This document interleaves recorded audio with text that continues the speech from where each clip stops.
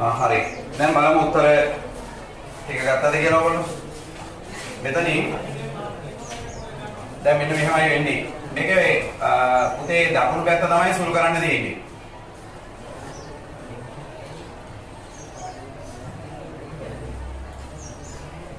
ඔයගලන්ට දැන් බින්න භාග වල පුතේ ඔය විචල්‍යයන් සුළු කරන්න වෙනවා. සමගාමී සමීකරණ ටික එහෙම විසඳන්න හොඳට හුරු වෙන්න ඕනේ පුතේ. නැත්තම් අපිට කරගන්න අමාරුයි. හරි. දැන් මේක බලමු. මේ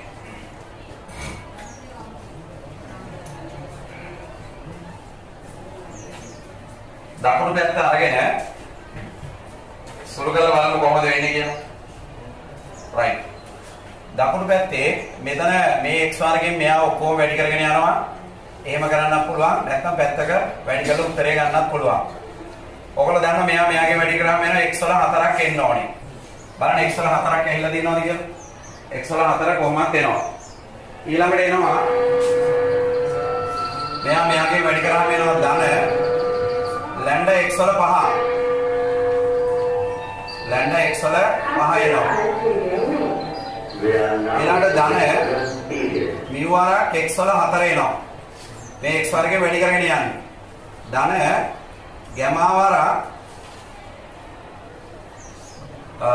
x වල ඝන එනවා.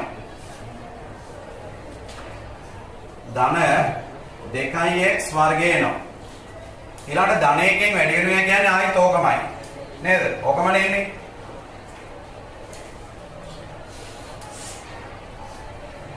එතකොට අපිට එනවා මෙතන ධන x වල 4 ධන ලැම්ඩා x ඝනය ධන μx වර්ගය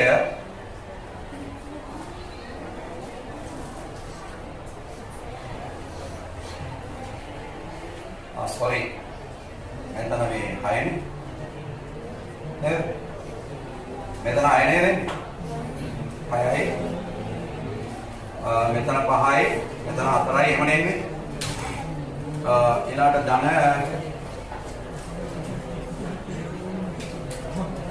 ධන ගැමා x ධන 2 එහෙනම් මේක අවසානයේ සුළු කරගත්තාම එනවා x වල 6 ධන x වල 5 වෙනව නෑ ලැම්ඩා x වල 5 ධන x වල 4 එළියට